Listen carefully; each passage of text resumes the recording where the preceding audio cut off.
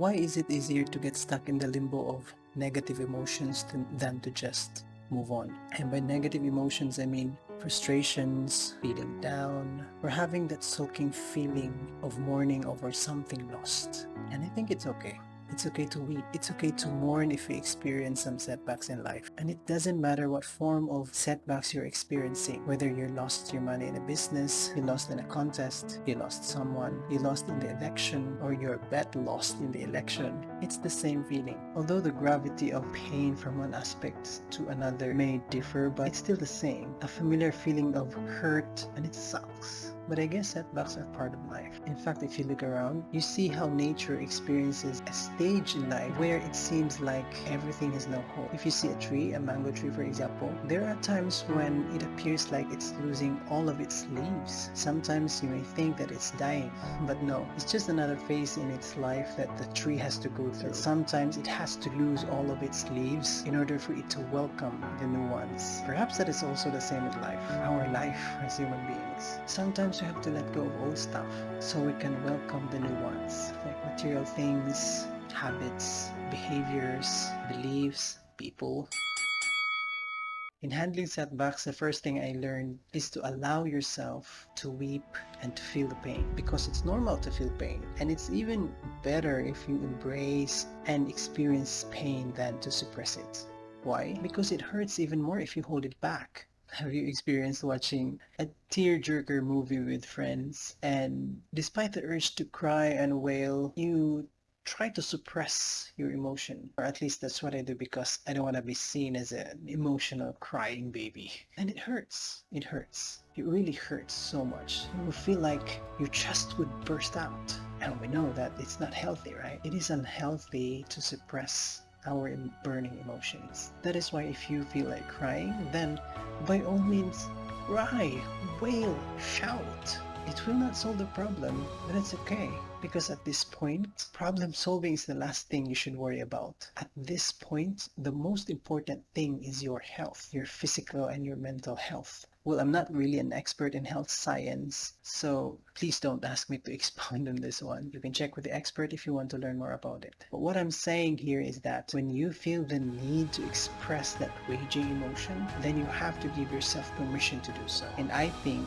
that's the first step to moving on. And now, after allowing yourself to experience pain, the next thing you need to do is to take a stand to regain control of yourself. Although it is important to feel pain, keep in mind that it is not going to help you if you just stay in pain. Experience it, feel it, but don't stay there for long. Being in pain shouldn't hold you back from doing something else in life, from being productive, from making progress. And that is one of the things I noticed from my kids. When they trip over, they cry, they wail, but after a while, they go back to hopping and running and tripping over again. Sure, it hurts, but they know that they had fun doing them. They learned a lesson from doing them, and by tripping over, they learned a lesson to get better next time. Sure, it hurts, but they know that there are still many things that they can do other than soaking in tears. And you will notice that even before their tears have dried up, they're back to their fun and games. Because if you remain soaking in your emotions, you will miss a lot of things in life. So even if it still hurts, you have to take a stand that you are to bounce back, that you are going to take full responsibility of your actions from here on,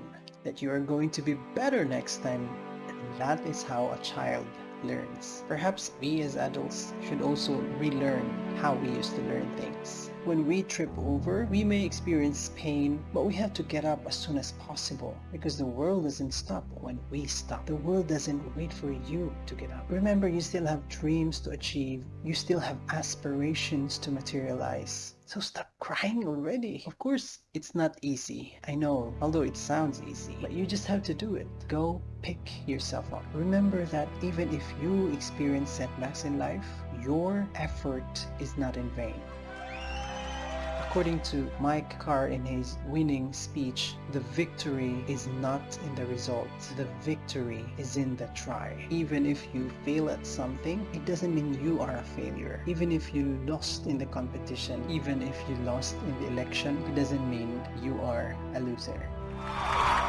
Celebrate the process. Celebrate the experience. The outcome isn't something we can fully control. What we can control is the amount of effort we can put in, the intensity of passion, and the decision we make to show up every single time. And congratulations, because you showed up. You fought, you learned, and I tell you, you're doing just fine. Again, celebrate the process, celebrate the experience. You know what? I easily move on in life, especially when I experience something unpleasant. Or at least that's how I see myself if I compare myself to other people. You know what? I don't believe in posting rants on social media expressing my mistakes, my faults, and my failures. I just keep it to myself and make peace with it, because I know that there's nothing I can do with what has happened. But of course, it doesn't mean that I am numb of its pain. In fact, sometimes I get triggered by things that remind me of the painful experience. And so as much as possible, I guard myself. I guard my mind especially, because I consider the mind as the core of our sanity. Just like in a computer system, if you allow negative thoughts to get in, it's as if you allow viruses and malware to wreak havoc in the system. And you can't afford to let that happen to you. You can't let it happen to your core, your mind. I remember a lesson from the book Search Inside Yourself, written by Meng Tan. It says, don't feed the monsters.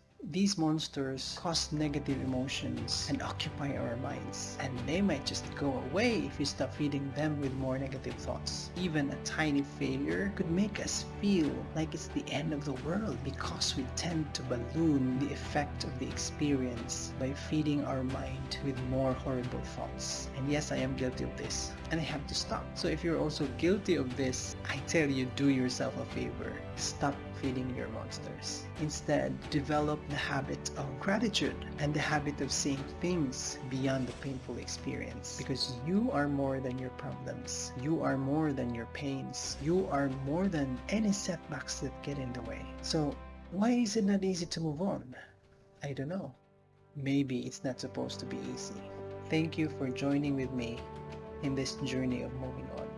See you soon.